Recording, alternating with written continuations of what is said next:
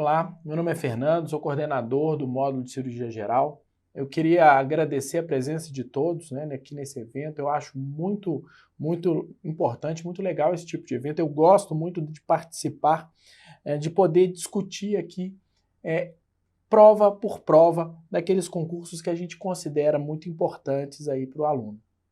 Hoje eu vou falar um pouco sobre o PSU Minas Gerais, né? É uma prova que me agrada muito, né? Eu sou de Belo Horizonte, me dedico a esse concurso há muito tempo, então é um daqueles que a gente foi pioneiro em trabalhar e que a gente hoje tem expandido a forma de lidar com o PSU para tantos outros concursos ao longo aí de todo o país. Eu sempre começo discutindo o estilo da prova, né? O PSU Minas Gerais, ele tem um estilo próprio, muito diferente da maioria dos concursos país afora. É uma prova que é muito ligada em caso clínico. Quando a gente pensa em caso clínico, a gente pensa em diagnóstico, a gente pensa em conduta, mas aqui não. O caso clínico, ele é para ilustrar. Eu preciso raciocinar em diagnóstico e em conduta, mas o que ele vai me trazer são alternativas conceituais, ou sobre o diagnóstico que aquele caso clínico ilustra, ou sobre as condutas possíveis naquele caso clínico. Interpretação de imagem é algo que é muito comum, seja uma foto de uma lesão cutânea, às vezes uma imagem de um exame radiológico, exames contrastados, raio-x contrastado de esôfago, de estômago, de cólon, é extremamente comum, então é importante a gente conhecer esse tipo de exame, é muito frequente da gente encontrar no PSU. Então olha aí, uma questão daquelas bem típicas, é um caso clínico, tem uma imagem endoscópica, né?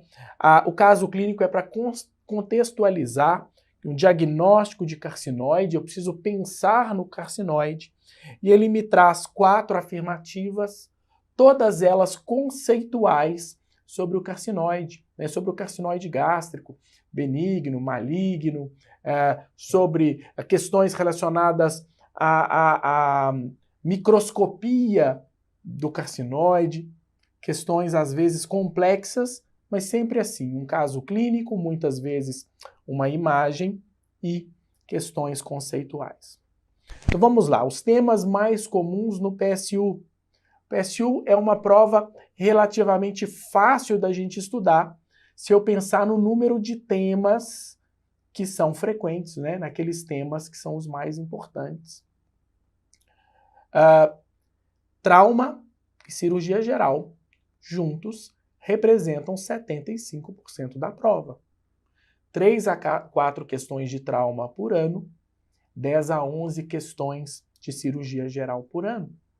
Cirurgia digestiva é pouco frequente, especialidades é pouco frequente, e o grupo outros temas, aqueles temas raros, que é um número muito grande de temas que não dá para a gente indicar para estudar, felizmente, na média, uma única questão ao ano.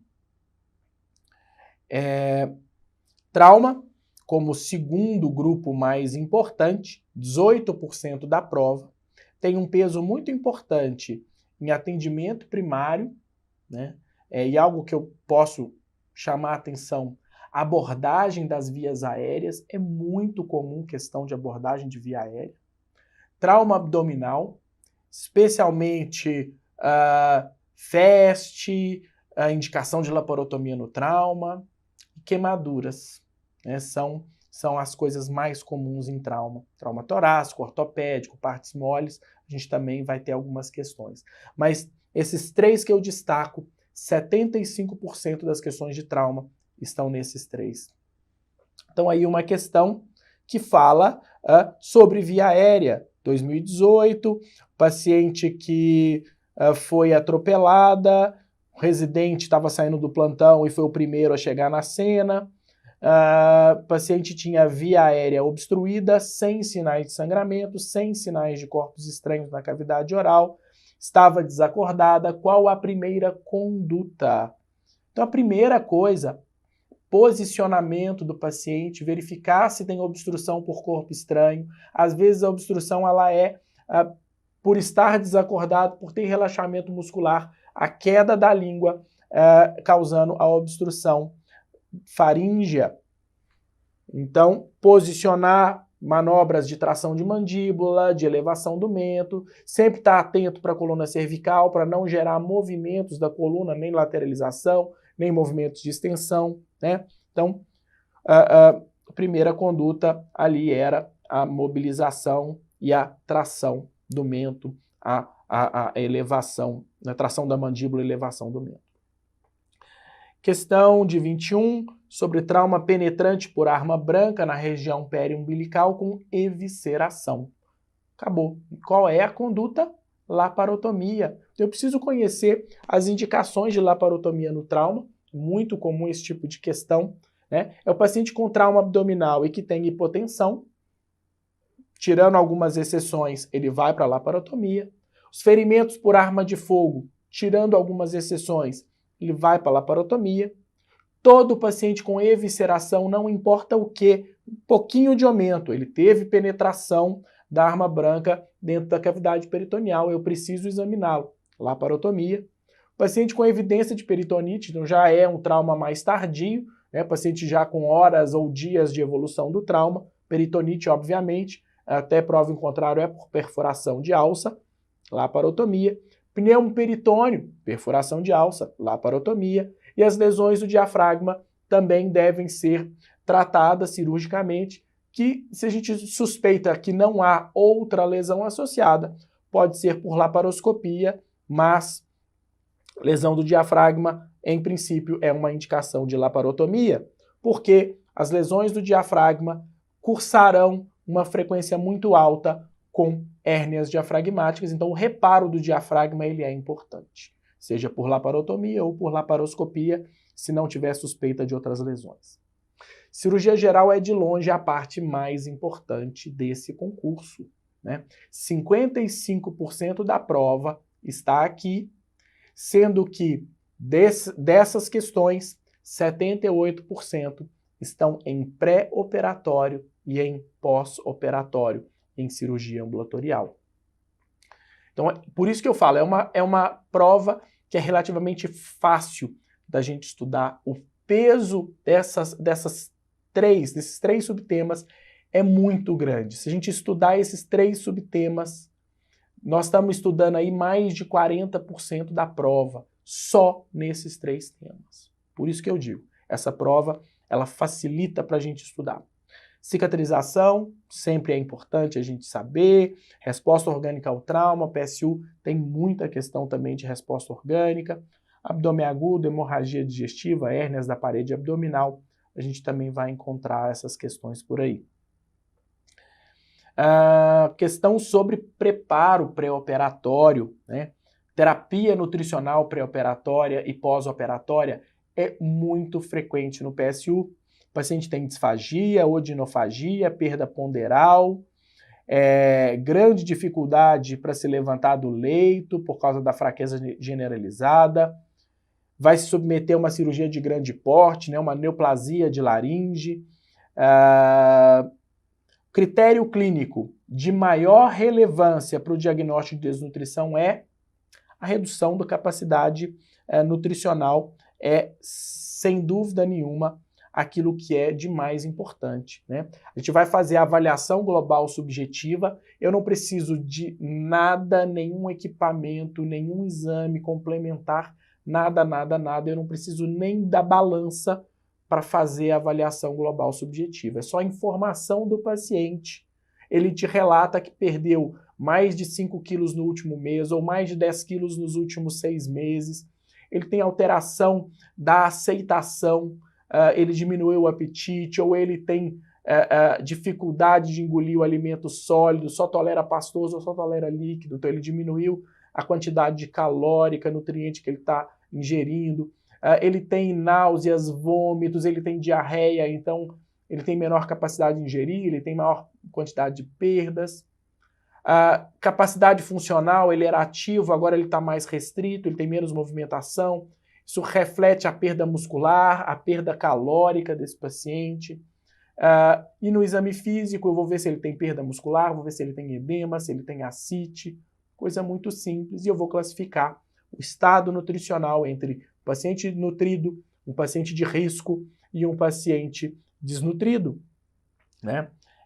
E para todos os pacientes de risco ou pacientes desnutridos, eu preciso fazer terapia nutricional pré-operatória, né? Pelo menos aí 7 a 10 dias de terapia nutricional pré-operatória, para eu diminuir o risco de complicações. Não é para restaurar o estado nutricional, mas para restaurar a capacidade de cicatrização e de combate a infecções. Muito comum essas questões no PSU. Uma questão de 2020, falando de um paciente submetido a uma hepatectomia, que teve sangramento considerável. Ele recebeu antibiótico profilático com cefazolina, teve repique na 4ª hora, em uma dose pós-operatória. Ele pede a alternativa correta sobre o uso de antibiótico profilático em cirurgia. Então, a profilaxia antimicrobiana, a profilaxia, né, da infecção de sítio cirúrgico, em geral, ela engloba várias coisas. Remoção de pelos, raspagem é negativa, ela aumenta a população bacteriana na pele por gerar microlesões e proliferação bacteriana. Então ela é no máximo feita pela tonsura, o cortar dos pelos com tesoura ou com máquina, o mais próximo possível do momento da cirurgia e só na área necessária. Degermação com soluções apropriadas, soluções degermantes, soluções alcoólicas medicadas. O antibiótico profilático indicado nas cirurgias potencialmente contaminadas e nas cirurgias contaminadas. Em algumas cirurgias limpas, dependendo do tecido a ser operado, tecidos nobres, como o sistema nervoso central. Se eu tenho a colocação de prótese, por exemplo, uma prótese de quadril, eu tenho indicação da antibiótico profilaxia, né? A antibiótico profilaxia ela vai ser direcionada para gram-positivos de pele, Streptococcus, Staphylococcus, a não ser nas cirurgias contaminadas, coloretais, onde eu tenho que ampliar o espectro para os germes colônicos, gram-positivos, gram-negativos, anaeróbios. Controle glicêmico no transoperatório é muito importante, a hiperglicemia favorece a infecção. A temperatura corporal também é muito importante, manter a normotermia é fundamental, a hipotermia favorece a infecção. Fornecer uma FiO2 no intraoperatório nas primeiras horas de pós-operatório, próximo de 80%, também diminui a chance de infecção de sítio cirúrgico. E o cuidado pós-operatório, curativos pelas primeiras 48 horas, não molhar a ferida nesse período, né, ajuda também a diminuir a infecção de sítio cirúrgico.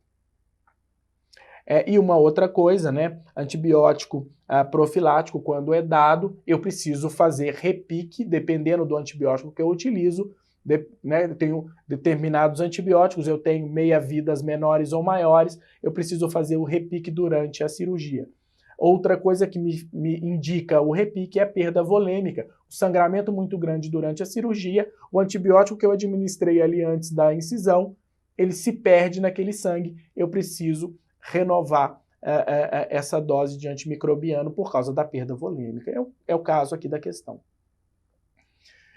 Questão de 2018 sobre uma suspeita de melanoma, lesão enegrecida no deltoide há 1 ano, pequena ulceração da borda, tem 1,2 centímetros, é irregular, né, tem uma ulceração, fez a biópsia incisional, que foi, eu acho que tá o errado aí, né, uma biópsia excisional, retirar completamente a lesão, que é o indicado.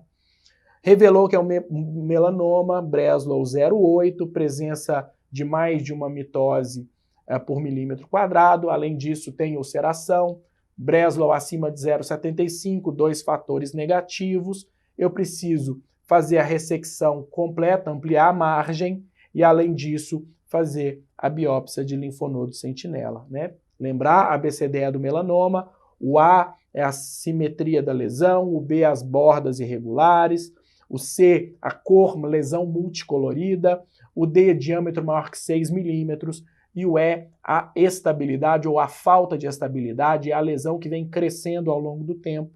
Na suspeita, eu resseco completamente a lesão, sem preocupar com margens, confirmei que é um melanoma, eu tenho que ampliar de acordo com a profundidade, né, da lesão. Então essa classificação de Breslow, que é a medida em milímetros da profundidade da lesão, é muitíssimo importante para eu indicar qual a margem a ser ampliada e se eu faço ou não a dissecção do linfonodo sentinela. 10% da prova está na cirurgia do aparelho digestivo, onde eu tenho um predomínio de questões de pancreatite, de neoplasias gástricas, divertículos esofágicos, e aí associa muito divertículos esofágicos ao RED, né, ao esofagograma, né, o exame contrastado. Então é muito frequente ter a imagem do divertículo esofágico, ou da acalasia, que às vezes também acontece, coleritias, neoplasia coloretal e doença inflamatória intestinal. Essa questão ela não traz a imagem, mas exame contrastado de esôfago é tão importante que quando ela não é a imagem, ela está na pergunta. Paciente de 64 anos, disfagia, halitose, cialorreia, regurgitação líquida, tosse, deglutição ruidosa, melhora da disfagia quando ele comprime a região cervical esquerda. Isso é bastante típico do divertículo de Zenker. Qual é o exame mais adequado? Esôfagograma baritado. Muito simples assim, tá? Então, mais comum é ele apresentar a imagem, mas ele não trouxe a imagem, mas ele perguntou o que eu tenho que pedir. Especialidades também, cerca de 10% da prova, e nos últimos anos tivemos questões só de cirurgia de cabeça e pescoço, cirurgia vascular e de cirurgia torácica. Mas de longe, cirurgia de cabeça e pescoço é o tema mais importante, é o tema mais recorrente, e especificamente questões sobre nódulos tireoidianos e sobre o hiperparatireoidismo. São os mais importantes. A gente estudar esses dois, eu acho que está de bom tamanho. A gente começa por aí, se der, a gente estende os estudos. 60% está na cabeça e pescoço, tá? 60% de especialidade está em cabeça e pescoço. 2017, então, trago aí uma questão que fala sobre nódulos tireoidianos. Então, várias alternativas sobre nódulos tireoidianos.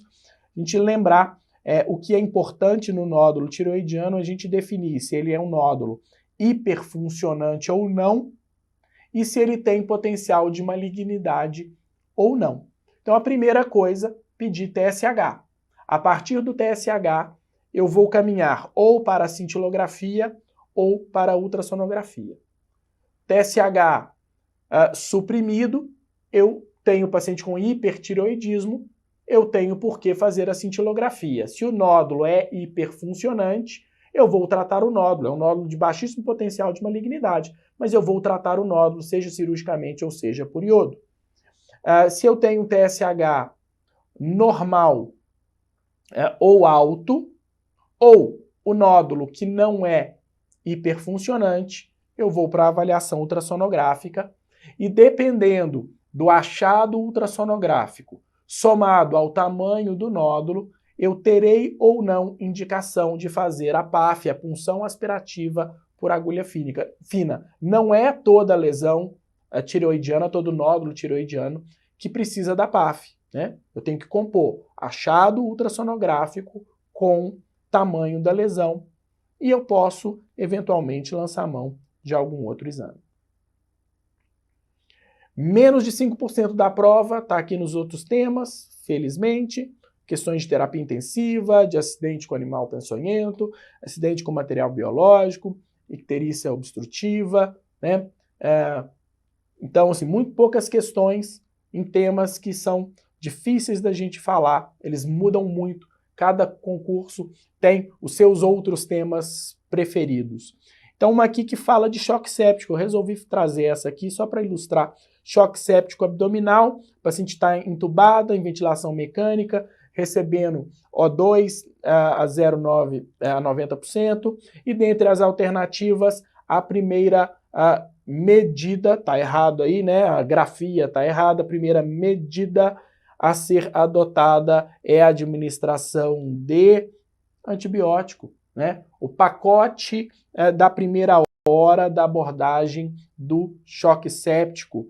Dosar lactato, colher culturas, iniciar um antibiótico, repor volume com cristalóide, vasopressor, casos refratários podem precisar de hemoderivados, né?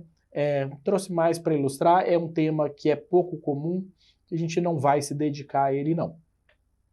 Então, lembrando, os 10 temas mais comuns são esses aí. Pré e pós-operatório, cirurgia ambulatorial, atendimento primário, trauma abdominal, pancreatite, neoplasia gástrica, divertículo esofágico, nódulos tireoidianos e hiperparatireoidismo. Se eu pego esses 10 temas, eu tenho 70% da prova. Então, por isso que eu digo, é uma prova que é relativamente fácil de eu estudar. Eu tenho um peso extremamente grande naqueles primeiros 3 lá, pré e pós-operatório cirurgia ambulatorial, que juntos representam quase 40% da prova. O restante está dividido nesses outros 7 temas, né? E se eu estendo um pouco mais, estendo para todos os temas da cirurgia geral, estendo para todos os temas de trauma, portanto, 18 temas eu acho que é bastante fácil da gente estudar, eu tenho 90% da prova. Por isso que eu gosto tanto do PSU, é uma prova que é muito previsível, que a gente pode indicar com um grau razoável de certeza aquilo que provavelmente vai acontecer no ano seguinte, né? As provas são muito parecidas, são casos clínicos, são questões conceituais e os temas são esses que eu trouxe para vocês. Tá certo? Muito obrigado a todos que estão aqui e até a próxima. Bem-vindos à Mediaula, hoje na nossa live de previsão e revisão do PSU de Minas Gerais. Como vocês já estão cansados de me conhecer, eu vou estar falando da pediatria. Meu nome é José Maria Barros Barcelos Júnior e vamos hoje aqui nessa live tentar, como eu sempre gosto de dizer, tirar essas manias, conhecer essas manias das provas e tirar esse peso, né? Show, bolinha! Tirando essa bolinha aí das costas de vocês, tudo bem? Então, nós vamos estar aqui hoje fazendo a análise, né? Que tem sido uma tendência das minhas lives. Eu sempre gosto de mostrar uma análise bloco a bloco, uma análise geral, onde eu mostro os blocos principais da pediatria com o número de questões e depois de cada bloco a gente pega aqueles mais pontuais, aqueles que podem cair mais na prova, para a gente dar uma trabalhada melhor nele com vocês aqui na nossa live, tá? O objetivo da nossa live é o quê? É dar para vocês uma noção, né? E alguns palpites, né? O que pode cair nas provas, né? Nas provas desse ano, baseado nas análises, né? De provas, né? Que nós vemos fazendo ao longo dos tempos, né? Então, com relação às provas do PSU, se eu tivesse que apostar em 2 temas, falar assim, olha, eu estou sem tempo para estudar pediatria, né? Tomara que isso não chegue a acontecer com vocês, mas eu tenho que escolher com poucos temas. Infecções das vias aéreas superiores, neonatologia, tá? Você vê aqui 3 e 3, de 2 a 3 questões cada uma, só aí já dariam 6 questões, tá? Anemia falciforme também é um tema que o pessoal aqui gosta de cobrar aqui do PSU, por causa dos endomominas aqui, que é muito influente, então é uma doença assim que eles gostam muito de cobrar. E basicamente esses temas, assim, marcos de desenvolvimento também, né? Tem ano que cai uma questão, mas tem ano que já caiu 3. Então, se você pega um ano que cai 3, com 3 de infecção das vias aéreas, 3 de NEL, né? E 2 aqui, você já fez quase metade da prova, né? Então, dá para a gente estar postando. Lembrando que imunizações de 1 a 2 questões, imunizações, eu quero dar uma dica para vocês, sempre fiquem atentos às mudanças de cada ano no calendário de imunizações. Sempre eles gostam de cobrar as mudanças, tudo bem? Então, esses aí seriam os temas mais importantes, tá? Você vê aqui acidentes domésticos, já não cai tanto como em outros concursos que nós analisamos. Você viu aqui, né? Por exemplo, neurologia pediátrica, que já não tem tanta influência, tanta incidência de questões, igual nós tivemos, por exemplo, na Associação Médica do Paraná. Então, cada prova tem as suas manias. Então, vamos conhecer aí as manias aí. De infecções das vias aéreas superiores, o que eu apostaria que poderia estar caindo? Pneumonia bacteriana, pneumonia viral, né, que são sempre os temas que caem. Pneumonia por estrepto B, né? Pneumonia por estrepto B é aquela pneumonia em que o nenenzinho, né, nasceu de parto vaginal, a mãe sem cultura para estrepto, nas 12 primeiras horas começou a desenvolver cansaço, falta de ar, né? Ou seja, ele se infectou na passagem do canal de parto. Porque quando a mãe é estrepto B positivo, sabidamente, você faz uma profilaxia, né, com 6 horas de penicilina endovenosa. Só que, infelizmente, no SUS, isso não é preconizado. O teste do cotonete, né, que você faz um suave vaginal e perianal, no intuito de captar o estrepto B para poder estar evitando esses problemas. Então, sempre que o PSU cobra essa questão de pneumonia por estrepto B, sempre vai ter um caso clínico aí relacionado a um parto normal, sem citar que ela era estrepto B positiva. Aquele neném que vai nascer bem bonitinho, parto normal, e depois vai ficar cansado. Tudo bem? As crises de broncoespasmo, né, a coisa que eu gosto sempre de estar falando, diferença de crise de broncoespasmo de bebê cheador para asmático. Asmático, você só vai fechar o diagnóstico depois de 5 anos, que ele conseguir fazer uma espirometria. Antes de 5 anos, são bebês cheadores. Obviamente, quem for diagnosticado asmático, outrora foi um bebê cheador, que apresentava crise de broncoespasmo de repetição. Cuidado com esse jogo de palavras, os concursos gostam muito de jogar com isso. Menino de 2 anos asmático, cuidado. Vamos organizar aí a nomenclatura, que isso pode ser até uma resposta aí para vocês. Tudo bem? Tuberculose pulmonar, bronquiolite, pneumonia atípica, resfriado e sinusite. Esse aí é o rol de infecções respiratórias, né, que analisando as provas do PSU, que nós conseguimos sintetizar aí por esse ACAPT, né, que é um dos ACAPTs que eu sugeri para vocês aí apostarem isso, os estudos, que seriam infecções das vias aéreas respiratórias e também as questões de neonatologia. Neonatologia, nós podemos falar também de icterícia, desidratação no recém-nascido, anemia fisiológica do recém-nascido, o segmento do RN filho de mãe HIV positivo, também as condutas também. O que eu faço? O menino, a mãe tem sífilis. Tratou, não tratou? O que eu vou fazer com o neném? Essas condutas e a conduta em sala de parto, né? As condutas iniciais. Ninguém vai te pedir aqui nas provas do PSU para você fazer o NAUS, né? Que é o Neonatologia Advanced Life Support. Né? Você não vai chegar na expansão, né? Onde você vai cateterizar o coto umbilical e vai fazer um bolus de expansão de 10 ml, né, por quilo de expansão.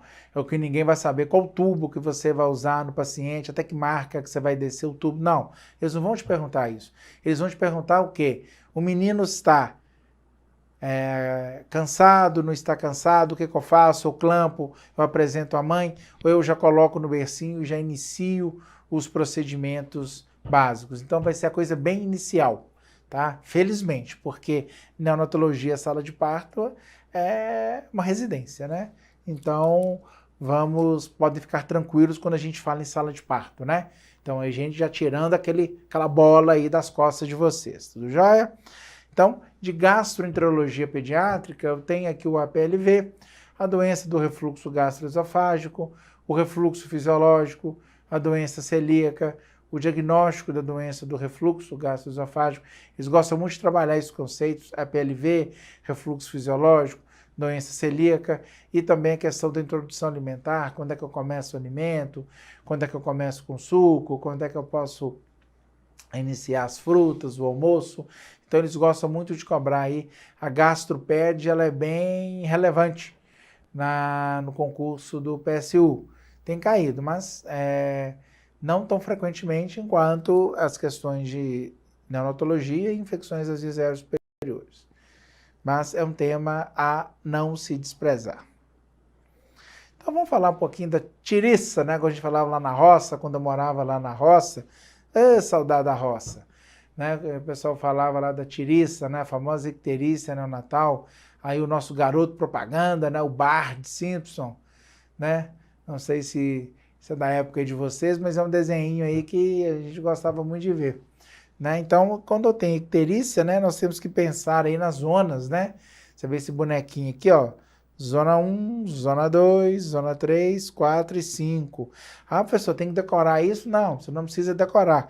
É só para você ter uma noção e quando vier uma questão, ictérico zona 2, você saber aonde está a icterícia.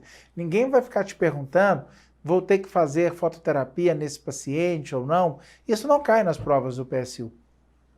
Porque eles cobram questões gerais da icterícia para nós interpretarmos em qual situação nós vamos estar aí analisando aí essas questões, tá? Então fiquem tranquilos, esse é um tipo de questão aí que não vai estar caindo assim no intuito de te cobrar a interpretação. Se cair para te cobrar, você vai entrar em fototerapia, eles vão te dar o gráfico para você pegar as horas de vida e fazer analogia, nada de memória, não é o objetivo da prova e as provas do PSU daqui de Minas Gerais não tem essa característica, tudo bem? Então eu gosto muito de falar aqui que o pessoal gosta muito de cobrar isso aqui, olha, a mamãe, né, negativo, e o neném está lá dentro. Mas o neném nós não sabemos se ele é positivo ou negativo. Então, qual que é o nosso risco? Essa mãe é negativa, esse neném é positivo. Quando o neném nasce, tem uma mistura do sangue do neném e da mamãe. Então, nessa mamãe, que é sabidamente negativa, esse neném que é positivo, o sangue misturou, o que ele vai fazer? Ele vai gerar uma sensibilização. E futuramente, essa mãe vai ter anticorpos anti-RH.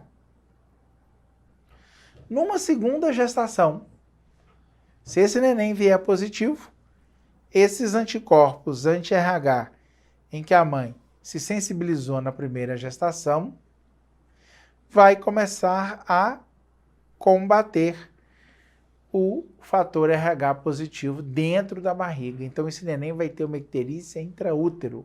Então, o neném que já vai ter um sofrimento fetal e provavelmente vai nascer com muita sequela ou muito problema, ou se a mãe, infelizmente, não vier a ter o aborto.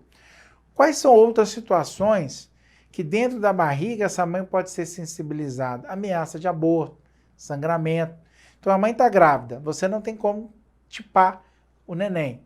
Então, qualquer sangramento, qualquer situação numa mãe negativa, eu tenho que fazer um procedimento que eu faço quando o neném nasce e a mãe é negativa e ele é positiva, que é uma injeção de gama-globulina, que ela já é um anticorpo pronto, que já vai combater esse antígeno. Então, não vai deixar com que a mãe se sensibilize. Então, o neném nasceu positivo, mãe negativa, faz a injeção. Neném, mãe grávida, negativa, neném, mãe abortou, não teve como fazer o sorotipo, mamãe sangrou, o que você faz? Você faz a gama-globulina também, tá? Na dúvida, né, pró-paciente. Então vamos fazer uma questãozinha aqui, olha. Mãe de 19 anos, pré-natal completo, grupo sanguíneo, BRH positivo, recém-nascido a termo, parto vaginal, recebeu alta no ictérico com 40 horas de vida, alimentando-os exclusivamente de leite materno. No 5º dia de vida, retornou ao hospital, apresentando icterícia em face e região torácica e abdômen até o coto umbilical. Então, zona 2.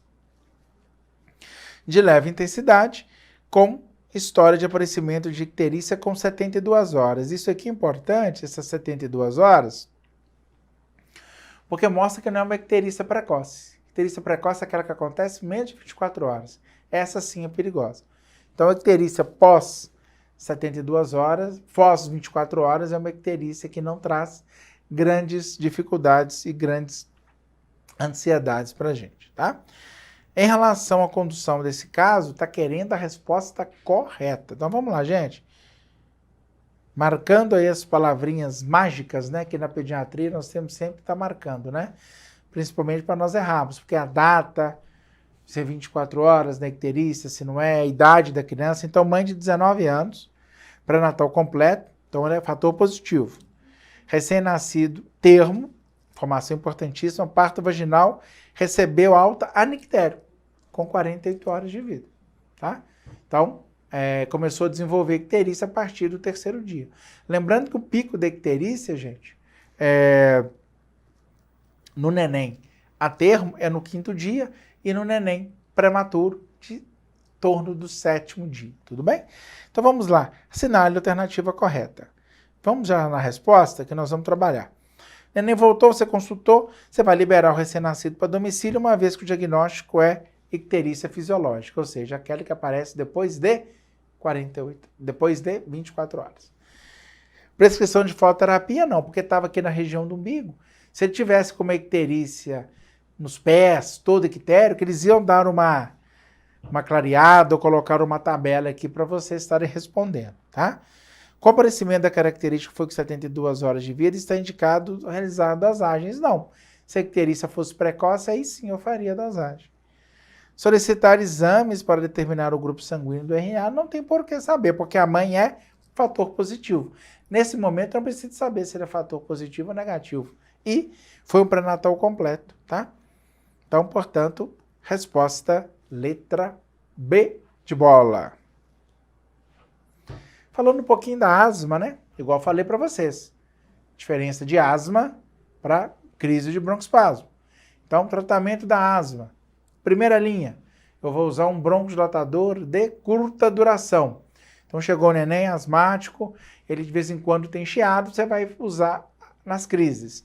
Lembrando de usar o espaçador, do espaçador está corretamente acoplado. Trava-língua, hein, gente? Desculpa aí, viu? Ele corretamente colocado, né, para não correr o risco de falar errado de novo. Colocado na face e o sprayzinho aí colocado aí na ponta no intuito de fazer o uso correto da medicação. Então, primeira linha, eu vou usar um broncodilatador de curta duração durante as crises. Ah, doutor, esse menino tá recorrendo demais, esse não tá ficando bom. Ele toda hora, esse mês já usou umas 3 vezes, então nós vamos associar um tratamento, que já isso aí é o segundo step, tá? Com o uso de um corticoide inalatório, para justamente prevenir crise. Ah, doutor, então quando ele estiver bom sem crise, precisa de usar? Não, você sempre vai estar usando esse corticoide, mesmo se ele não estiver tendo crise, tudo bem? E lembrando que isso é um tratamento que nós usamos para menores de 11 anos, tá? Que é o consenso do GINA, tá? Felizmente é pediatria. Para os adultos, aí nós já vamos usar outras características. Tem gente que já usa o corticoide inalatório aqui durante as crises mesmo. Aqui ainda não teve mudança para esses menores, tudo bem? Então, de segunda linha, usando aí um corticoide inalatório, tudo bem? Já na terceira linha, eu vou estar fazendo aí o uso de broncodilatadores de longa duração. Você, doutor, estou usando o corticoide direitinho, só já aumentou a dose, não está adiantando, está tendo muita crise, estou tendo que usar o salbutamol. Então, o que nós vamos fazer? Nós vamos manter esse corticoide e vamos associar um broncodilatador de longa duração para ele usar, tá? Geralmente você tem os componentes do mercado que já vem associado ao corticoide e o de curta duração nas crises. Aí nós chegamos no terceiro step, no terceiro passo.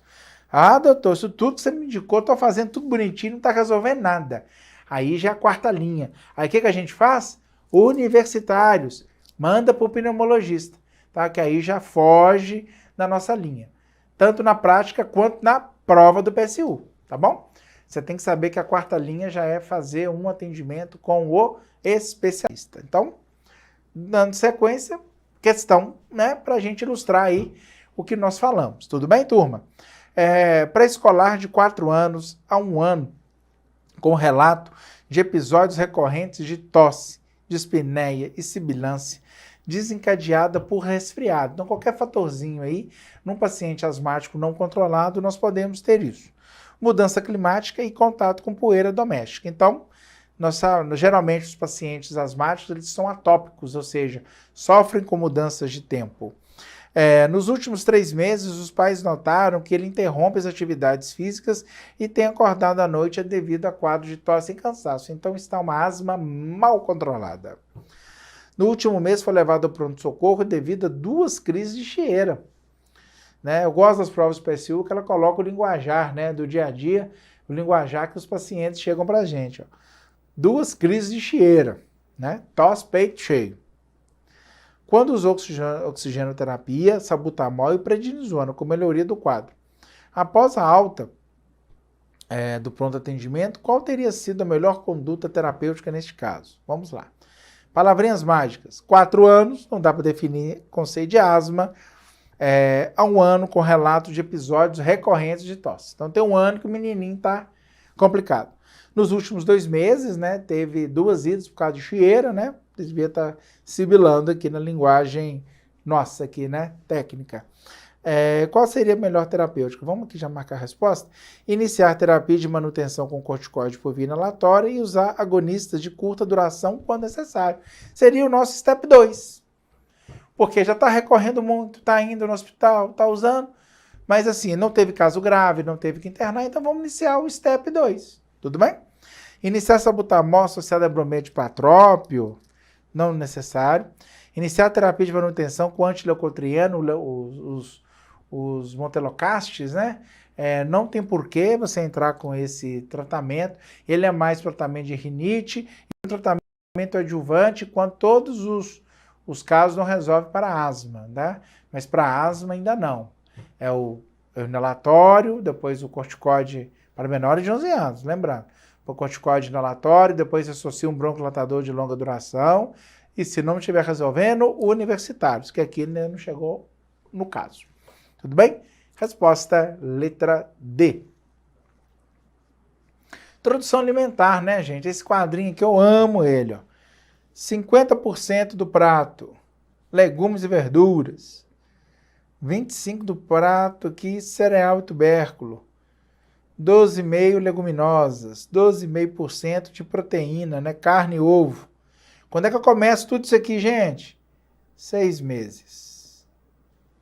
Tá? Tudo. Fruta, ovo, tudo com 6 meses, tá? Então, produção alimentar, 6 meses. Você começa com o almoço. E a janta? 7 meses. Então, vamos lá.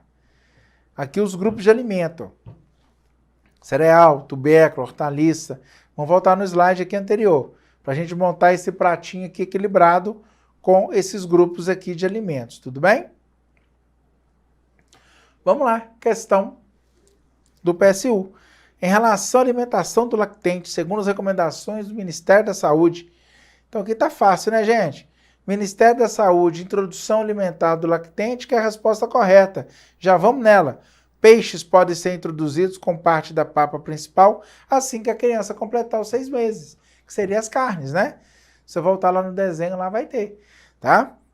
A introdução do ovo deve ser realizada aos 9 meses, não. Aquilo que te confundir, porque a importância do ovo é para você tomar a vacina da febre amarela.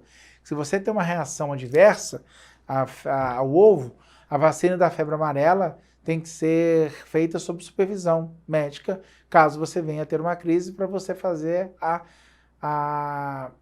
reverter essa crise de broncoespasmo. O aleitamento materno está recomendado até o 1º ano de vida, juntamente com a alimentação complementar. Geralmente o aleitamento materno é recomendado até o 2º ano de vida.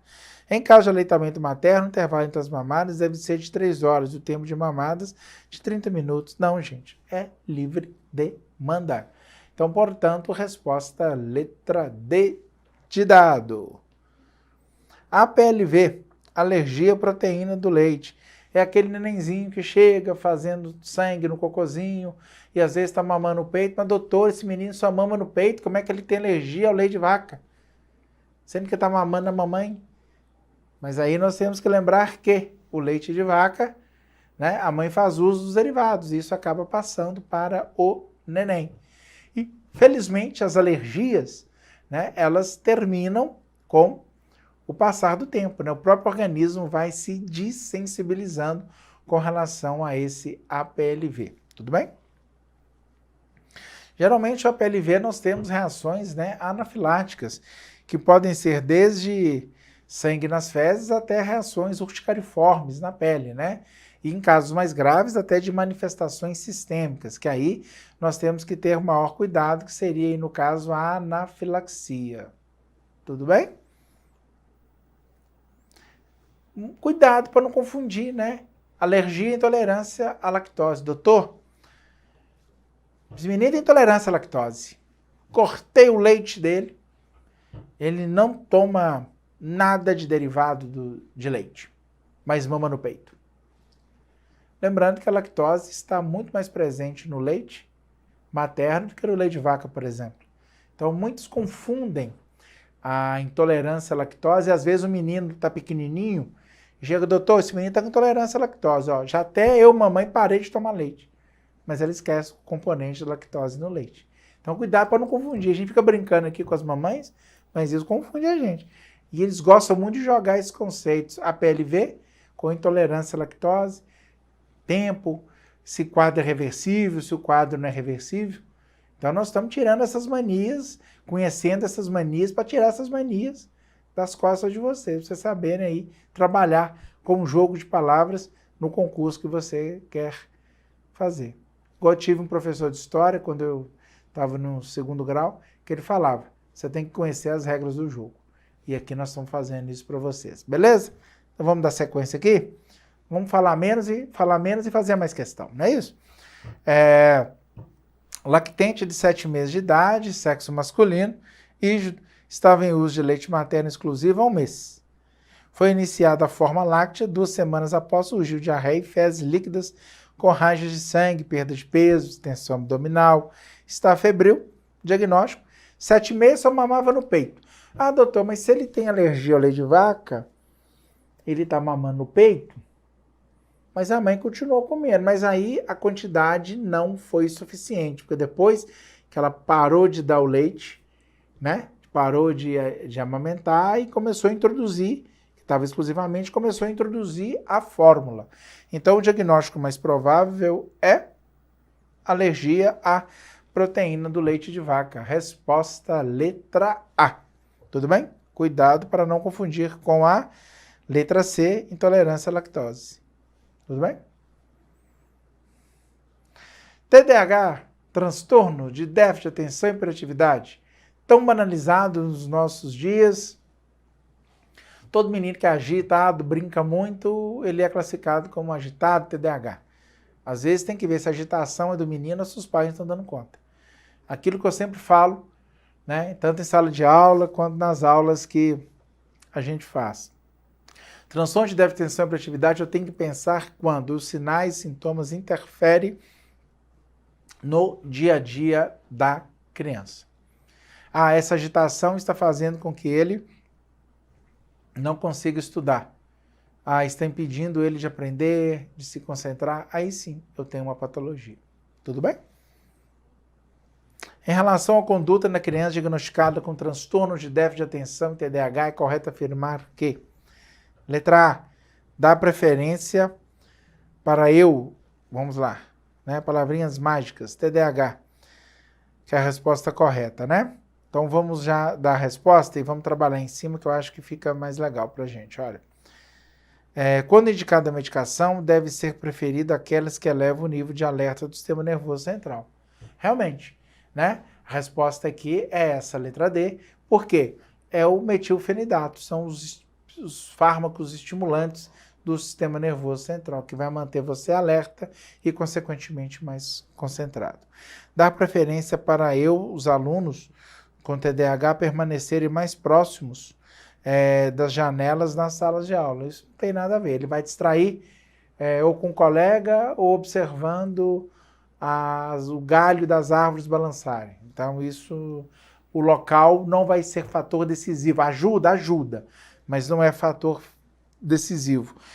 Durante os momentos de maior tensão, quanto mais hiperativos, manter um tom de voz firme no mesmo nível da criança. Justamente ao contrário, você tem que acalmar a criança.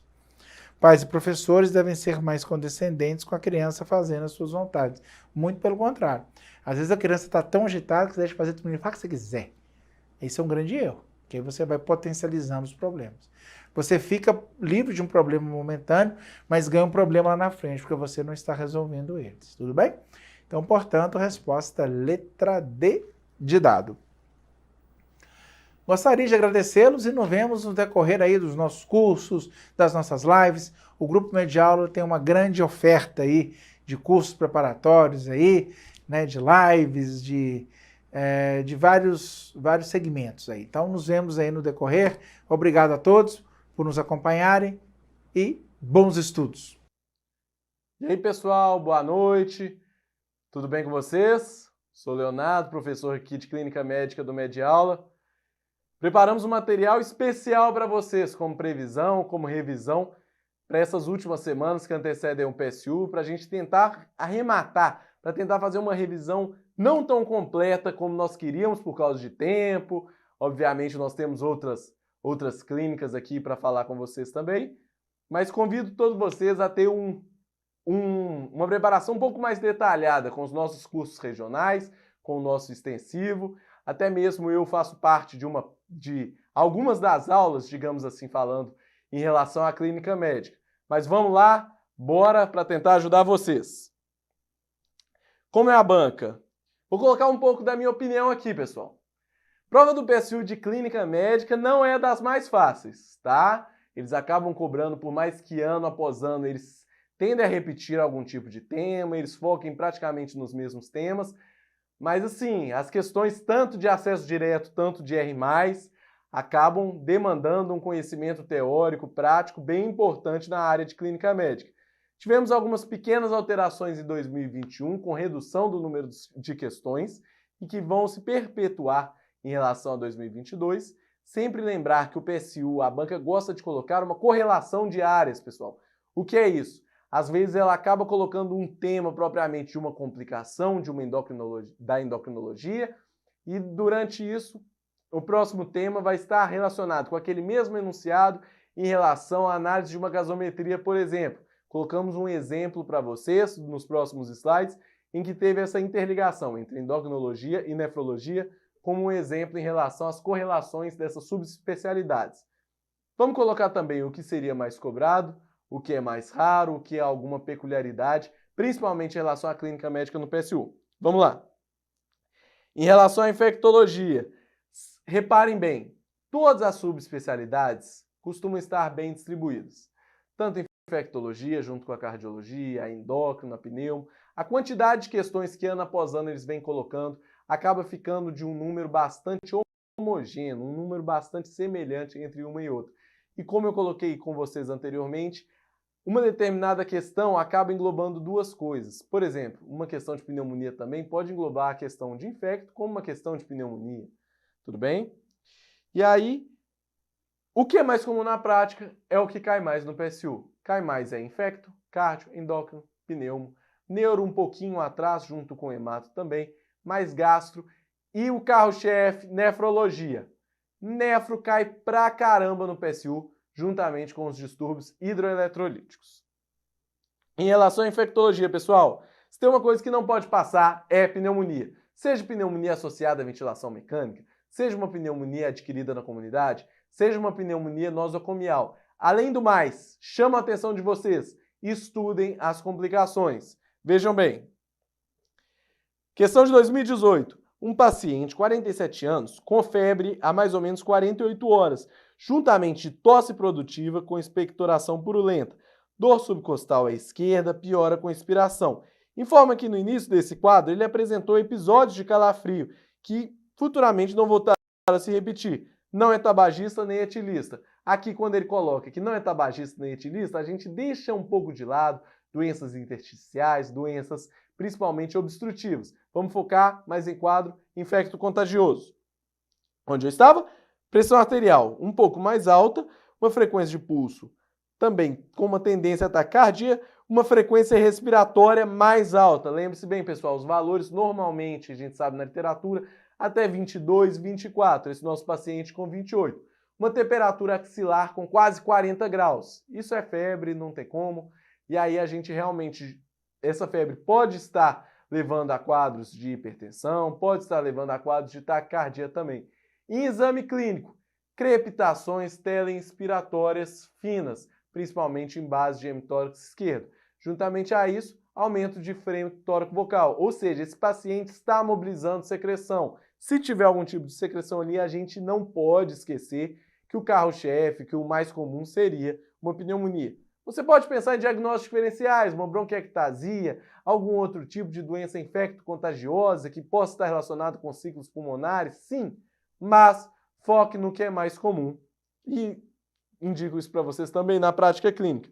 Juntamente a isso, para ficar mais fácil, a banca dando mais alguns indícios de pneumonia. Radiografia de tórax, com evidência de opacidade em broncograma aéreo. Pessoal, não vamos brigar com a questão aqui. Broncograma aéreo, junto com aumento de expectoração, febre, taquidispneia, taquicardia, isso é pneumonia. Tudo bem? Juntamente a isso, ele traz consigo a presença de um grande escarro, realizado por um amigo que é técnico de laboratório, com presença de poucas células epiteliais, mas inúmeros leucócitos e campo. Pronto, isso é pneumonia. Pensou em pneumonia? Vamos lá em relação a qual seria a coloração do GRAM.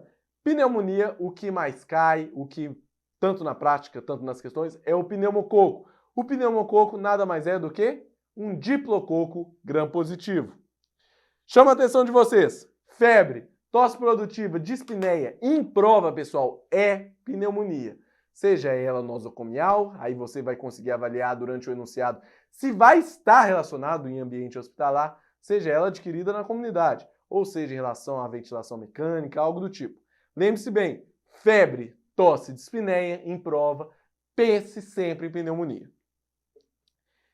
Vamos conseguir diferenciar um pouquinho para vocês. Esse germe é típico? Esse germe é atípico. O que isso significa, pessoal? Germes típicos são aqueles germes que se coram pelo GRAM, ou seja, se corou pelo GRAM, o tratamento vai ser com o uso de beta-lactâmicos, principalmente penicilinas, cefalosporinas.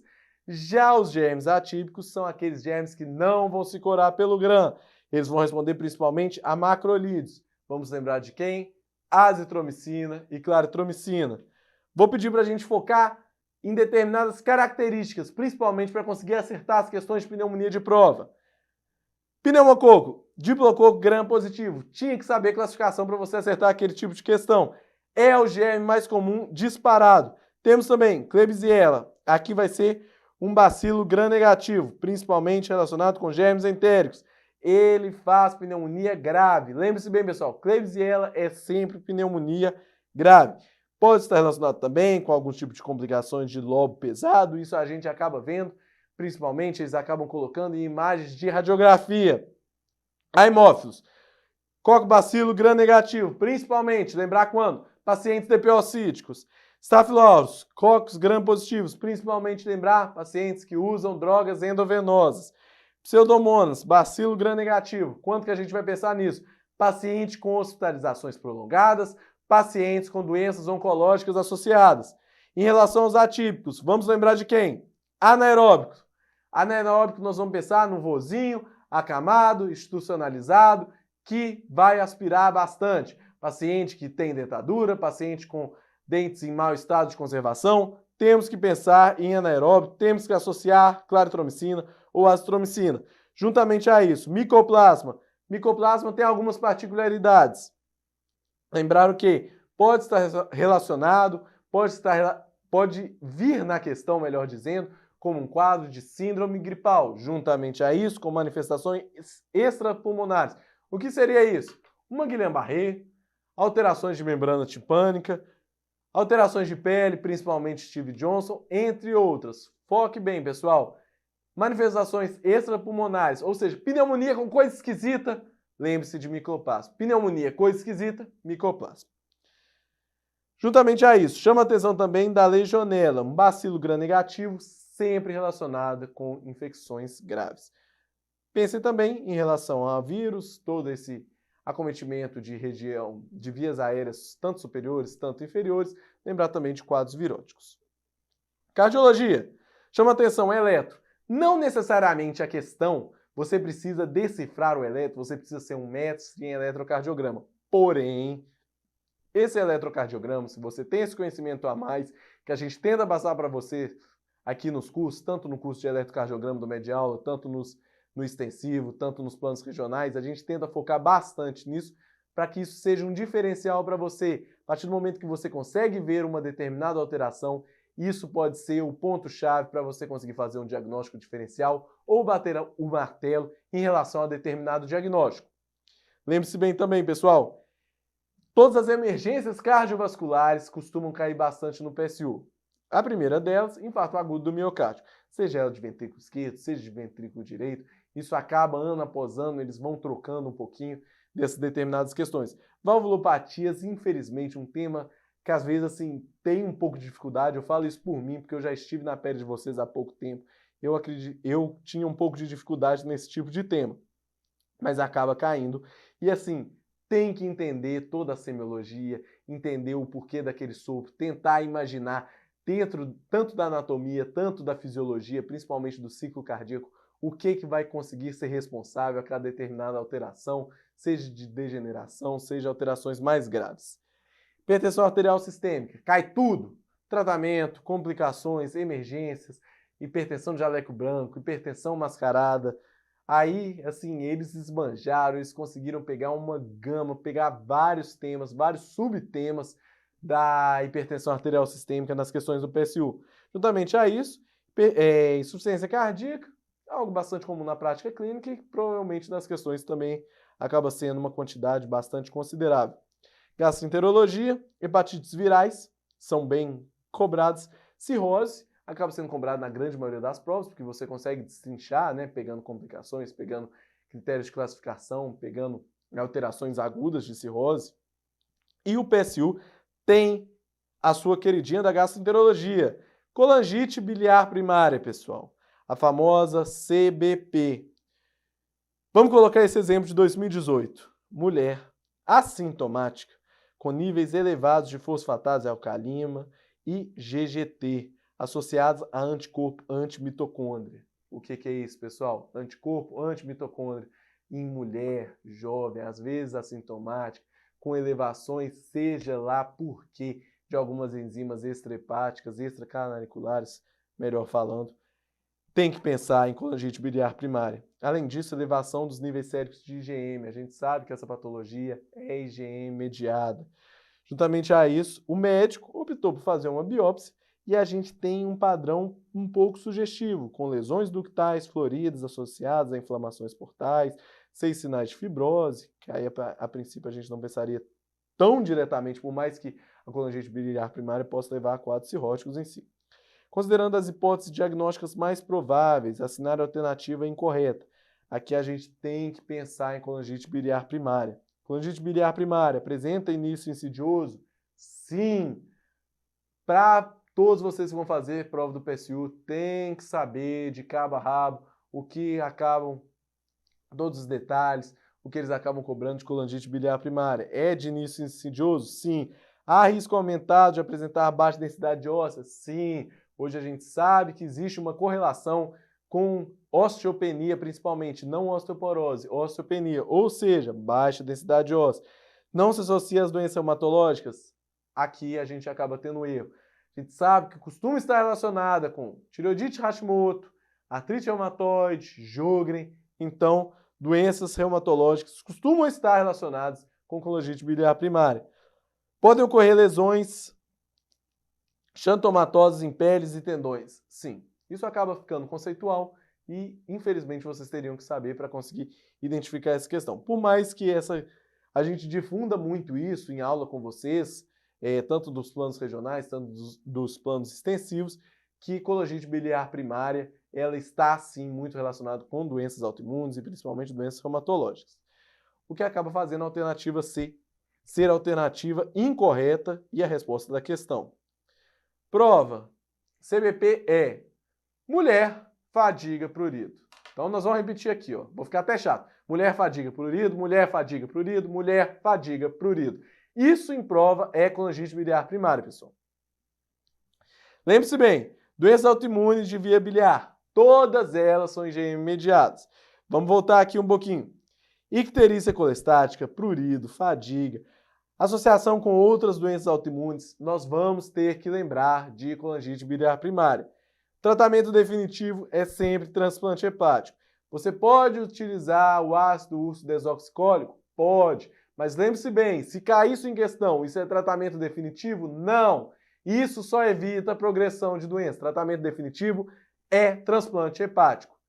Juntamente a isso, a gente pegando as doenças autoimunes, doenças autoimunes de via biliar, nós temos duas. Colangite biliar primária, que nós focamos, nós enfatizamos anteriormente com vocês, e é o que mais cai no PSU. Mas já que nós estamos falando dela, vamos falar da sua prima, da sua parente mais próxima, do que seria o diagnóstico diferencial essencial para se fazer, que é a colangite esclerosante primária. Na CBP, a gente tem o quê? Um acometimento bastante improvável de via extrabiliar. Já na colangite esclerosante primária, a gente pode ter tanto intra, tanto extra. Voltando à CBP, nós temos o quê? A tríade clínica clássica, hiperpigmentação cutânea, juntamente com icterícia, juntamente com prurido. Já em relação à colangite esclerosante primária, a gente não tem uma clínica tão relatada, digamos assim, tão específica, tão clássica. Em relação a esse tipo de patologia, temos, na maioria das vezes, uma associação com retocolite ulcerativa. Além do mais, colangite biliar primária é em mulher de idade avançada. Colangite esclerosante primária, a gente vai ter relacionado com homens. Então, você tem esse padrão, diferença de epidemiologia. Um é anticorpo antimitocôndria, o outro é PANCA positivo. Lembre-se bem como foi a resposta da questão, a associação com síndrome de Sjögren, doença celíaca, anemia perniciosa, Hashimoto, entre outras doenças de âmbito genético, de âmbito autoimune. Neurologia.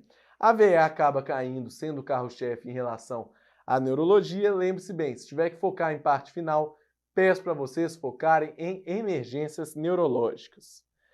Pneumologia. A pneumonia acaba entrando, como entrou lá na infectologia, mas TEP e hipertensão pulmonar chamam muita atenção nessa análise recente.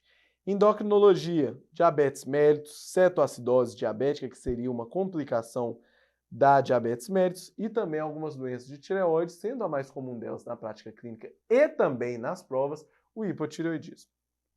Colocamos uma questãozinha para vocês, pessoal. Mulher, 23 anos, encontra-se na sala de emergência, tratamento de cetoacidose diabética há 3 horas. O que eu quero que vocês pensem aqui? Cetoacidose diabética há 3 horas. Então, ela já está há 3 horas numa sala de emergência. Aquelas medidas iniciais de estabilização, de hidratação venosa, provavelmente já foram feitas. Juntamente a isso, olha aqui, está recebendo solução endovenosa de cloreto de sódio 0,9, juntamente com a reposição de potássio. Recebe ainda insulina por via EV em bomba de fusão contínua.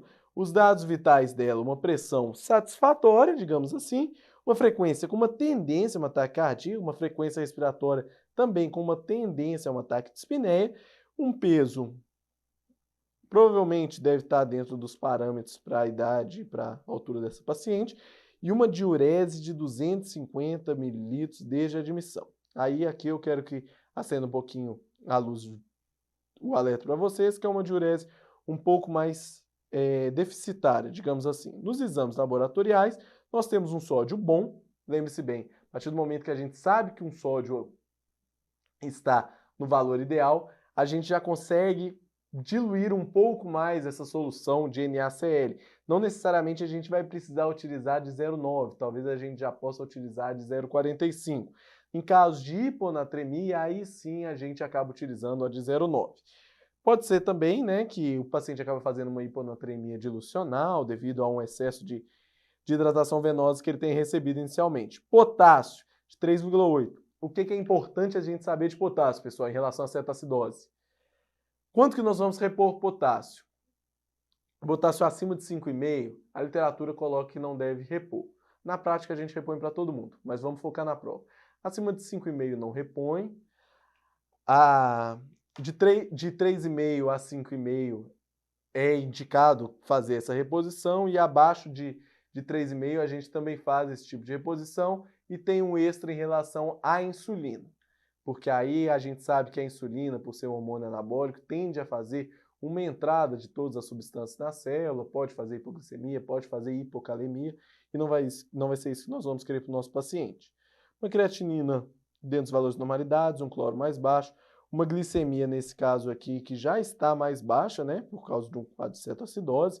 A partir do momento que a gente sabe que um paciente abaixo de 250 já tem indicação formal de fazer reposição de glicose, visto que ele vai continuar recebendo insulina para evitar quadros de hipoglicemia, e uma gasometria arterial mostrando um pH de 7,20. pHs abaixo de 7,35 a gente já sabe, já fecha o diagnóstico em relação à acidose. O que pode causar acidose? Aumento de CO2 ou queda de bicarbonato. Nesse caso, um paciente com queda de bicarbonato. Lembre-se lá, pessoal, durante todos os nossos cursos, nós enfatizamos isso muito com vocês, o que seria um protótipo, digamos assim, de uma acidose metabólica de anion gap aumentado, a cetoacidose diabética. No mais, uma PCO2 provavelmente ali dentro dos seus valores de normalidade, mas sempre que o paciente está em um quadro de acidose metabólica, a gente deve fazer o cálculo de uma PCO2 corrigida ou esperada. A terminologia acaba alterando um pouquinho ano após ano. Juntamente a isso, pessoal, a gente acaba chegando na resposta com uma letra C.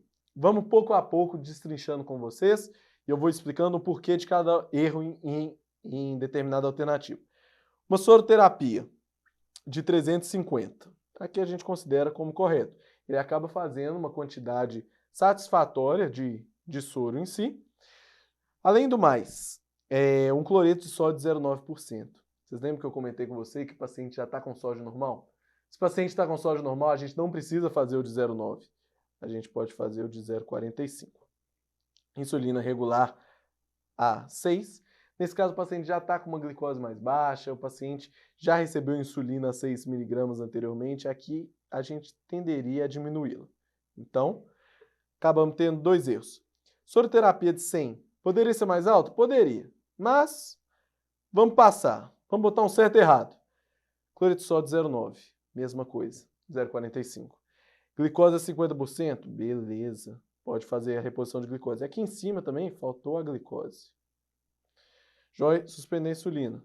De forma alguma, né, pessoal? Vamos discutir depois o porquê, quando você vai fazer a suspensão de insulina, porque senão você vai trazer esse paciente de novo para um quadro de cetoacidose diabética. Alternativa da questão, soroterapia 250. Joia. Um cloreto de sódio. Perfeito. Você continua a reposição de potássio, até porque nós comentamos que, nesse caso, a gente deve fazer o uso do potássio ainda. A glicose de 50%. E a insulina aqui ele colocou a 3 unidades por hora, houve uma redução. Então, é justamente o que a gente queria, o que a gente discutiu no slide anterior. Vamos para a letra D, soroterapia. Joia! Uma soroterapia num volume poderia ser um pouco mais alto, mas não vamos brigar com a questão. Cloreto de sódio 0,45, beleza. Reposição de potássio. Aqui a insulina, mantendo mais alto, poderia ter reduzido um pouco, mas talvez não vamos brigar com a questão. O que está faltando aí? Glicose. Paciente que tem a glicemia menor do que 250, pessoal, tem que receber glicose. Senão, vai fazer hipoglicemia e aí são outras complicações. Não vai ser mais a cetoacidose diabética, mas aí vão ser outras complicações que nós não queremos para esse nosso paciente. Cetoacidose diabética, que eu quero que vocês lembrem. DM1, ou seja, paciente que está fazendo uso de algum tipo de insulina, até porque ele acaba não produzindo. Sempre lembrar, relacionado com DM1, pode ter algum outro tipo de diabetes, MOD, outros tipos de diabetes, mas vamos focar. Prova é DM1. O paciente vai chegar para você como? Confusão mental, grande maioria das vezes, e uma desidratação ferrenha. Então, já chegou para você, volume, volume, volume, pede para pegar 2 acessos, pede para pegar central e dispara volume nesse determinado paciente. Focando um pouquinho, o que seria essencial no tratamento de cetoacidose diabética? Sempre lembrar, manejo de um paciente em contexto de emergência, na grande maioria das vezes, em unidade de terapia intensiva.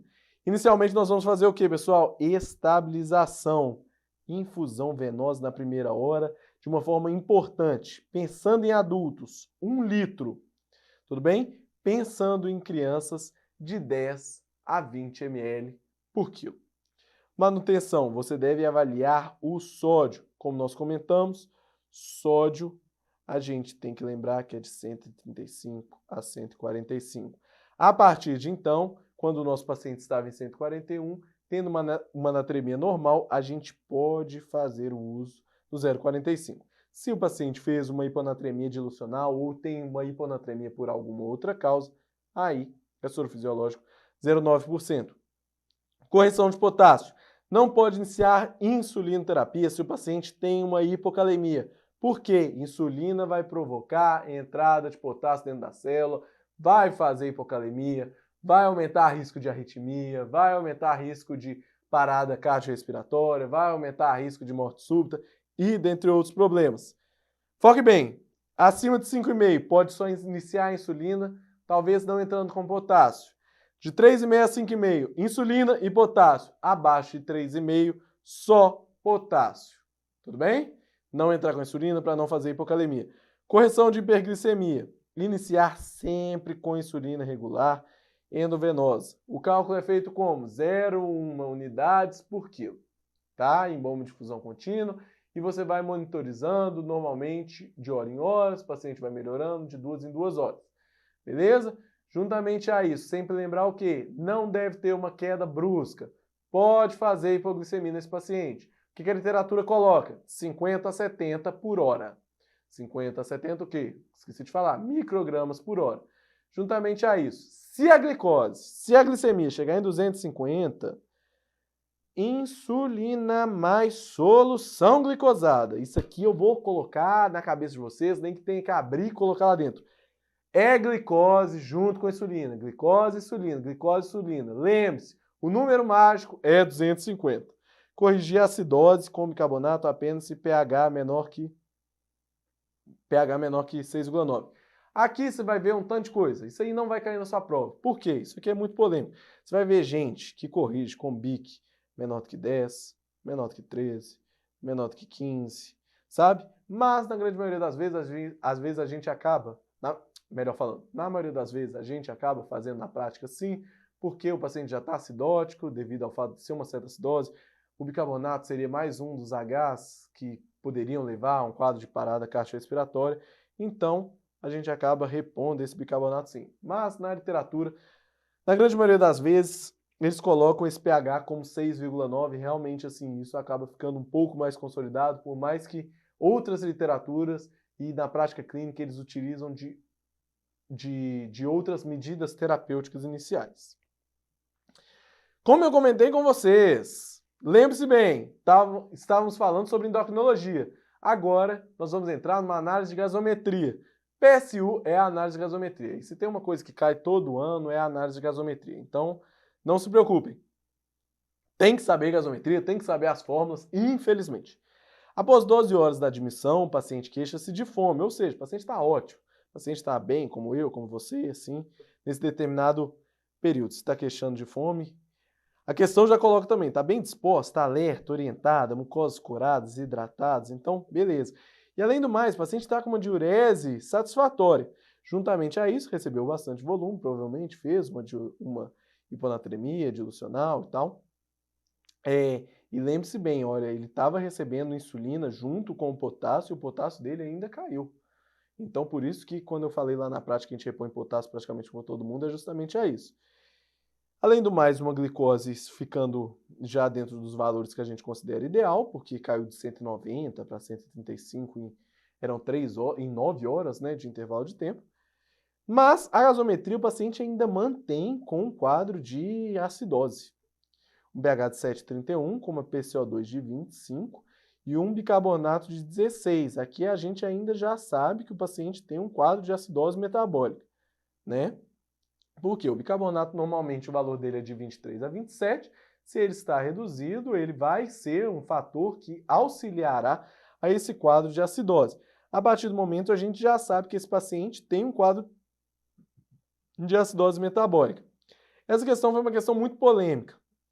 Na minha opinião e na opinião de outros professores aqui do curso, a alternativa tanto A, que é a resposta da questão, tanto a alternativa C, estariam corretas. Por quê? Sempre que você tem um quadro de acidose metabólica, você deve fazer o PCO2 esperado, o PCO2 corrigido.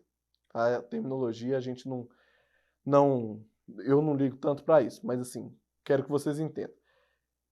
A partir do momento que a gente faz esse cálculo, a gente vai ver que o paciente tem um distúrbio misto. O paciente, juntamente dessa acidose metabólica, ele vai ter também uma alcalose respiratória, o que tornaria a alternativa C correta também. Mas vamos aprender em cima da questão e não brigar com a banca. Há uma acidose metabólica com um anion gap normal. Por mais que a gente espere que seja um anion gap aumentado na cetoacidose, nós vamos fazer a conta com você. Em parte pela perda urinária de corpos cetônicos? Exatamente. Até porque a perda urinária, vocês vão lembrar que um dos critérios é a presença de cetonúria junto com o cálculo de osmolaridade. Então, você tem uma perda urinária de corpos cetônicos, sim. Acidose metabólica, que se deve principalmente ao acúmulo do ácido hidroxibutírico? Não. Aqui a gente tem principalmente devido à queda de bicarbonato, juntamente a isso tem um aumento de corpos cetônicos. Tá? E aí não propriamente dita de acúmulo de óxido butírico. A alcalose respiratória se deve à tentativa exacerbada de compensação da cetoacidose diabética durante as primeiras horas? Sim. Aqui eu não consigo colocar como um erro nessa alternativa, por mais que a questão não tenha sido anulada. Em relação à letra D, há um distúrbio ácido-base misto com acidose metabólica e acidose respiratória? Não. Aqui ele tem uma acidose, ele tem uma alcalose. Tá? Então aqui acaba se tornando algo conceitual. Por fadiga de musculatura respiratória, isso acaba a gente acaba nem entrando no mérito. Vamos fazer a continha. A gente tem, então, nesse caso, uma acidose metabólica. Aqui eu acho que todo mundo entendeu, né? Você tem um pH menor do que 7,35 e um bicarbonato também baixo. Então, acidose metabólica. Como que a gente vai pensar numa alcalose respiratória? A gente tem que fazer o cálculo da PCO2 esperada. A fórmula, infelizmente, vocês vão ter que saber. 1,5 vezes bicarbonato, parênteses, mais 8, mais ou menos 2. Então, jogando nos valores desse nosso paciente, um bicarbonato de 16, multiplicando por 1,5, fazendo a soma com 8, mais e menos 2, a gente tem um valor de 30 até 34. Esse paciente em si, ele acaba tendo a gasometria demonstrando a presença de uma PCO2 de 25. A partir do momento que nós temos uma PCO2 abaixo do que seria a PCO2 esperada, nós temos um quadro de alcalose respiratória, juntamente a isso, levando a um distúrbio misto. A gente acaba comentando com vocês nos outros cursos e faço esse convite novamente para vocês, tentando explicar justamente o porquê de pensar nisso, todo o processo fisiopatológico, todo o processo fisiológico também, para a gente não só decorar, mas de uma forma assim, já em clima de prova, faltando poucos meses, poucos dias para essa determinada prova, aí tenham isso em mente. Se você tem uma gasometria com uma PCO2 menor, já vai falar a favor de uma alcalose. Se tivesse acima do aquele valor esperado, seria em relação a uma acidose. Além disso, o anion gap, que vai ser nada mais do que a conta, né, a subtração entre cargas positivas e cargas negativas, a gente tem o sódio desse nosso paciente, menos o bicarbonato, mais o cloro. De 8 a 12 é considerado normal e nós tivemos esse resultado em si de 11, ou seja, está entre 8 e 12, seria um anion gap normal. Voltando lá em cima, nós temos então essa acidose metabólica junto com a alcalose respiratória que nós discutimos aqui e o anion gap normal. Nada mais é do que o distúrbio misto, que seriam esses dois, juntamente com o anion gap normal. A gente voltando aqui na questão, a gente realmente tem tanto a alternativa A, tanto a alternativa C, tanto na minha opinião e a opinião de outros professores aqui do curso, como alternativas corretas para essa questão. Hematologia. Todo ano cai questão de anemia PSU. Infelizmente. Seja um ano uma anemia carencial, seja uma anemia hemolítica, seja uma anemia megaloblástica. Dentro da anemia hemolítica, ou melhor, dentro da anemia carencial, você tem que saber se é de carência de ferro, se é de carência de alguma outra substância. Deficiências de enzimas também, principalmente em relações a outras anemias hiper e hipoproliferativas. Infelizmente, peço que vocês decorem, voltem ali nas nossas aulas em relação à hematologia, para a gente focar um pouquinho nessas questões de anemia. A anemia é um tema, um subtema, melhor falando, da hematologia que vocês têm que dominar para o PSU. Reumatologia acaba ficando um pouco mais de lado, não cai muito das grandes síndromes, tivemos questões de gota, esclerodermia, arterite temporal. Nefrologia, que realmente é o grande carro-chefe, nós já discutimos uma questão de gasometria com vocês. Dentro de questões de gasometrias tem que saber cálculo de anel gap. Em relação a distúrbios hidroeletrolíticos, de longe o que cai mais é a hiponatremia. Doença renal crônica, insuficiência renal aguda, tem que saber também.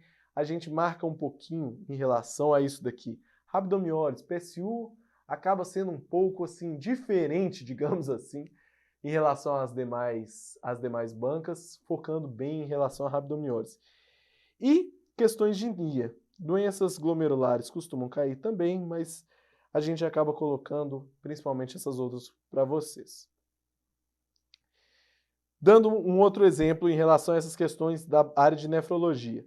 Adolescente de 15 anos com quadro de amidalite, motivo pelo qual foi prescrita a amoxicilina, vinha evoluindo bem, a adenofagia, febre que acompanhava a amidalite, desapareceram rapidamente após ter começado esse tratamento. Porém, uma semana após o quadro do antibiótico, ele passou a ter rash cutâneo e reaparecimentos de febre, mal-estar, redução de volume urinário. Procurou serviço de pronto atendimento, com febre, uma pressão normal, talvez até tendendo para uma hipotensão, frequência de pulso normal. Juntamente a isso, nos exames laboratoriais, títulos elevados de streptolisina, isso aqui talvez a banca está tentando te induzir a pensar numa síndrome glomerular, uma glomerulonefrite, principalmente pós-streptocócica, mas nós vamos colocar alguns marcadores para vocês. E creatinina de 51, uma ureia de 51, uma creatinina de 2,7, você faz essa relação, ela não fica ali superior a 40, para a gente pensar numa insuficiência renal aguda, e aí então, mas você tem uma azotemia, você tem essa alteração das escórias nitrogenadas. Vamos pensar no que causou todo esse tipo de alteração. Você faz uma insuficiência renal aguda, eu comentei anteriormente que não tinha, me desculpem, ignorem isso, você não faz uma pré-renal, que seria essa alteração que a gente costuma fazer, essa relação entre ureia e creatinina, que costuma estar maior do que 40. Juntamente a isso, o exame de urina revelou uma microhematúria sem cilindros hemáticos. Se em prova eles colocam para você que não tem cilindro hemático, não pensa em síndrome nefrítica. Síndrome nefrítica vai ser igual a cilindros hemáticos. Juntamente a isso, eosinófilos em urina. Se você tem eosinofilia e eosinofilúria, é processo alérgico. Se é processo alérgico com alteração de função renal, isso é nefrite intersticial aguda. Aí a gente fala, conseguimos fechar esse diagnóstico. Voltamos lá no início da questão. O que ele tem de fator de risco? Medicação. Penicilina, amoxicilina. Isso aí acaba sendo um dos principais fatores. Juntamente a isso, rash com febre. O paciente melhorou da parte infecciosa e depois ele teve o quê? Alterações renais, alterações alérgicas. Então, a gente acaba focando principalmente em um quadro alérgico, falando a favor de uma nefrite intersticial aguda. Glomerulonefrite pós-streptocócica sem cilindro hemático? Não é, pessoal. Não é. Fica tranquilos, não é. Necrose tubular aguda. A história seria um pouco diferente para a gente pensar nisso. Além do mais, a questão ia colocar para você osmolaridade urinária, sódio urinário, para a gente conseguir fazer essa distinção. Pielonefrite, o quadro é completamente mais florido. O paciente não ia ter essa alteração de via aérea superior. Às vezes, o próprio uso da amoxicilina pode mascarar, pode melhorar quadro de pielonefrite. Pielonefrite vai vir com dor lombar, vai vir com outros acometimentos, às vezes um exame de imagem que tenha demonstrado algum tipo de alteração. Então, vamos ficar com NIA. Etiologia. Marquei para vocês.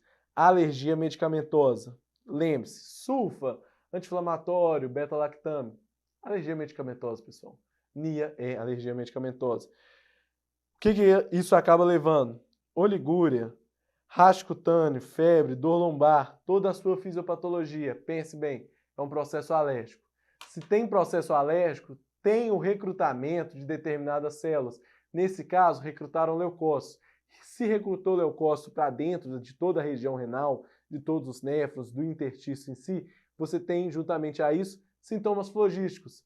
Um deles seria o que? Edema. Se você tem edema, você comprime tubo. Se você comprime tubo, você tem obstrução, você tem perda de funcionalidade. Se você tem perda de funcionalidade, você tem insuficiência renal aguda, você tem insuficiência renal oligúrica, você tem aumento de escórias nitrogenadas. Tudo bem? Exames, principalmente aumentos de ureia e creatinina de uma forma aguda. Biópsia seria o padrão ouro, mas ninguém faz.